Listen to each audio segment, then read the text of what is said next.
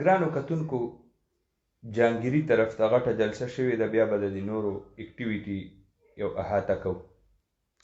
فهم بھائی کوم د بنګ انټري میا صاحب د پبونه خپل صدر ورته ووایي خپه اوږده که او جهانګیري کې فهم بھائی میا صاحب چې دی میا افتخار حسین هغه مانګ سیوا دی، هغه برانډ دی چې هر ځای کې هغې چلیږي.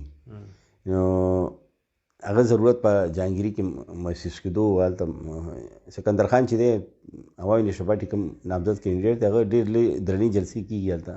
او چونکې مرکزي مشر چې دی هغه خپل یو رنګ ډنګ وي. نو نن میا افتخار رالو هلته په کوړي علاقې کې هلته کوم جلسه وه، پاور شو، هغې ته خطاب وکړو.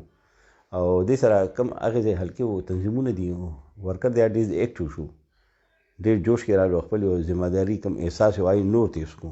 هلته تنظیمي لحاظ سره عوامي نشر پارټي ډېر سټرانګ دی، مضبوطونه تنظیمونه، زاړه کارکنان دي. خو چونکې مشر چې راځي هغې ډاډګیرنه کوي، هغې په لاس وایي، نو هغې سره پارټي کارکنان چې وي هغې نور هم تېزېږي، خپل کوم توانایي کم دغه یا نور سیوا ښه انداز کې هغې صرف کوي. نو نن چې کوم جلسه وشوه په دې علاقې کې ډېر اثرات یې پرېښو. میا افتخار حسین چې دی هغه کوم مزیدارې خبرې دي، یا کارکنانو واورېدو، تنظیمونو واورېدو، بل کوم عام ولس پکې موجود و هغه یې واورېدو. نو سکندر خان چې دی هغه ته ډېر سپورټ دې جلسې سره میلاو شو. خو دغه شان دی مونږ ګورو چې نوخار ضلع کې چې دی دغه جمعیت علماء اسلام او عوامي نشر پارټي دی مرکزي قایدین راځي دلته.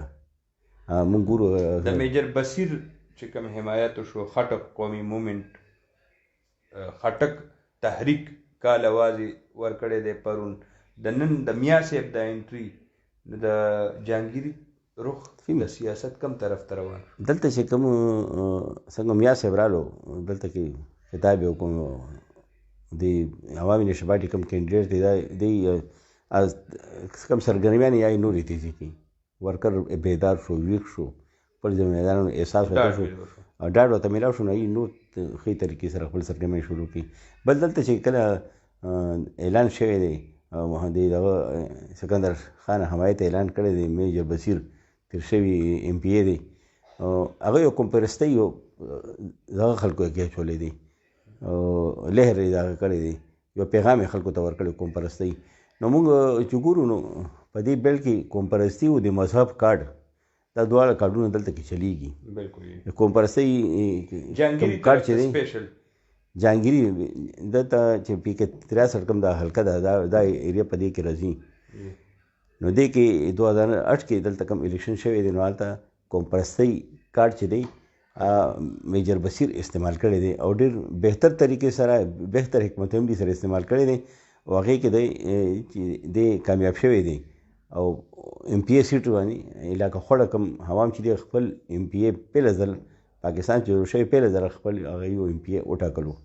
نو اوس چې کوم دی میجر بصیر خټک هغه چې کوم